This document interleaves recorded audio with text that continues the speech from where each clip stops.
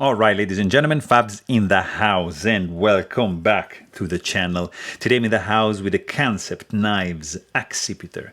Here with me for a review, we're gonna analyze the look, the sound, and the feel of this fella right over here. But hey, don't forget to like the video, subscribe to the channel right over here. Down below in the comment, let me know what do you think about this fella.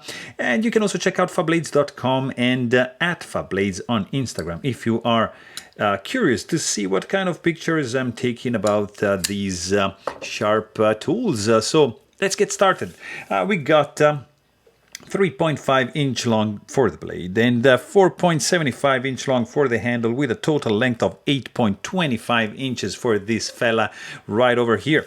Let's quickly check it out up against Ontario Rat number 1 and Ontario Rat number 2, and you can see that this fella just falls in between these two options. The Ontario Rat number 1 is a big boy, but for example, check out Benchmade Bug Out and the Mini Bug Out, and you're gonna notice that this guy is bigger than both, but I mean, the Bug Out full size is not a big one. That's a big one, and that's Paramilitary 2 from Spyderco, and up here you can see the Para 3 also from Spyderco, and you can appreciate that this guy also is standing in between these two options from Spyderco. Here you get to see a couple from TRM, Atom and Neutron, and pretty much, I would say we are kind of like in the same ballpark of the Atom, just the Accipiter is a little bit longer. Just going up a little bit in price, you find the Chris Reeve Knives large Sebenza 21 and the small Sebenza 21, and boom, look at that. Yeah, it's again in between these two options, so it means that is a very cool size. Let me show you just a couple ones. More from Holt Blade Works. Here you got your Spectre and your Haptic to give you a perspective for these two guys. Spectre is tiny bit shorter than that, just a little, and the Haptic definitely is smaller. Here you got this pretty interesting knife designed by Kim Ning, made in China by Kansept Knives. It's a $200 and something knife, like 220 something in that ballpark, with a pretty cool design, I have to say. I like the lines, especially for the handle. It has a very nice blade shape. Overall design, I dig it big time. The close design, you know what, like I'm not really a fan of this, like the front flipper tab sticking out like that. That's too much for me. I mean, yeah, it works for the index finger, it works for the thumb, but still, I don't like that thing sticking out. Everything else, like the closed design, you see, sweeping lines down the back, it's very good. This is the only thing that from the design standpoint, I am not digging that much, but that's just me.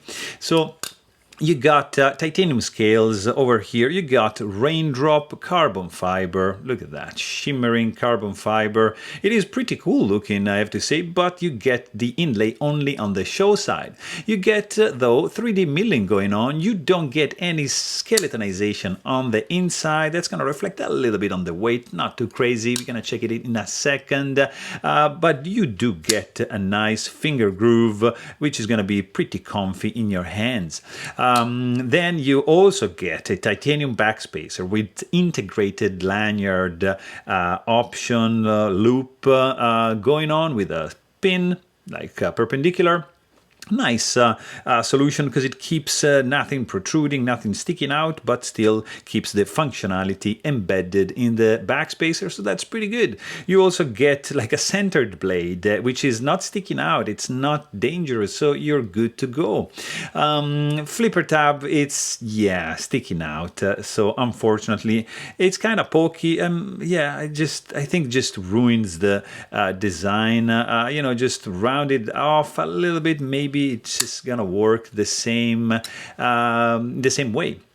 You also get very simple constructions, like made of 2 screws for the handle and 1 pivot screw. This is going to be T8 and these are going to be T6. You can also check out my maintenance video if you want to see how to take this guy apart and how to maintain this fella.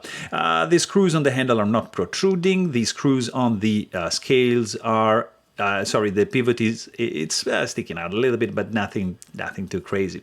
You do get also like a stainless steel lock face insert to eliminate any kind of lock stick. In fact, it's pretty good, which has a integrated lock bar stabilizer, so you're not going to be able to overextend it too much because this is just hitting up against the frame. So you're pretty safe in that department. The lock bar insert is screwed in from the outside. You don't get any detent ball ramp though.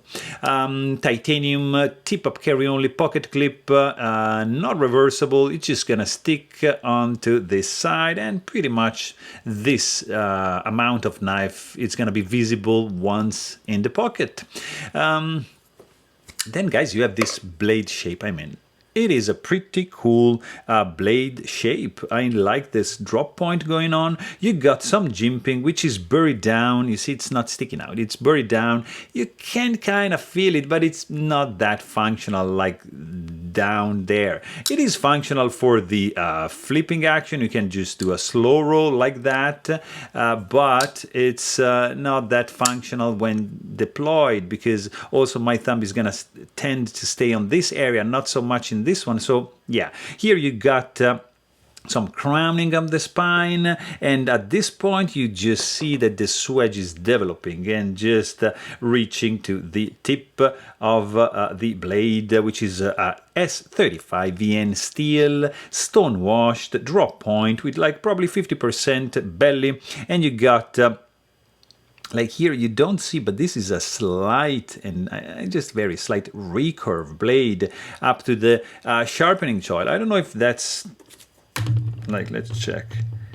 Yeah, you see, you have a little bit of, you see, there's a little bit of gap, so it's a little bit of a recurve. I don't know if it's wanted, but it's still a flat grind. You get sharpening choil, not so much finger choil. You got Kansept Knives logo. You got a serial number. You got S35VN steel marking over there, and the model name on the back, which keeps pretty sterile looking blade on that side. And then you get this sound over here when you open, and this when you close it. So when you open the knife, it's like nothing special. I mean, yeah, it's a nice sound, but nothing really to write home about. But when you close it, I like it very much. It's very well dampened and unobtrusive, really soft, mellow. I appreciate the sound when this guy is closing. Let's quickly check, which I forgot, the stock thickness of this blade. It's gonna be in inches, is gonna be 0.133, and the thickness behind the edge, like at this point, is going to be 0.014, so not too shabby. It's a nice slicer. I was going to check the weight for this fella because it's going to be over 4 ounces for sure. There's no internal skeletonization, 4.46 ounces, so I mean nothing too crazy, but it's still well contained. But what is good is that there's no hot spots going on this one, really no sharp edges. The finger grooves is working wonders. You have some area here of like a relief area to disengage the lock bar, which is pretty good. Maybe a little bit slippery, I would say, maybe kind of jimping, but it's nicely accessible. You've got like maybe like 40% lockup, so it's pretty good to go. Feels also super solid. Thick slabs of titanium and a backspacer. It's a nice recipe for sturdiness and like a reliable handle which doesn't flex or move or anything. Also, like fit and finish overall, I'm impressed, guys. Like This here, I mean, just a little bit, you can just feel it a little bit. It's pretty flush here in the back, the inlay I'm talking about. It's sticking out, it's not super flush, like here it is, but here I can feel it a little bit with my fingernail. So, I mean, just a minor nitpick, because everything else, like pivot collar, is nicely aligned, you see, and with the domed kind of pivot, so well put together. And of course, no rattling. There is no blade play when like up and down, left and right. It's pretty good. Finger soreness, not so much, because I mean, it's a front flipper, so you're gonna be just doing or either a slow roll, or you're gonna deploy it with your index or with your thumb, and it's pretty much all right. It's a little bit pointy, but nothing too crazy. You don't have any lock stick from this guy because of the stainless steel lock face insert, so you're pretty much good to go.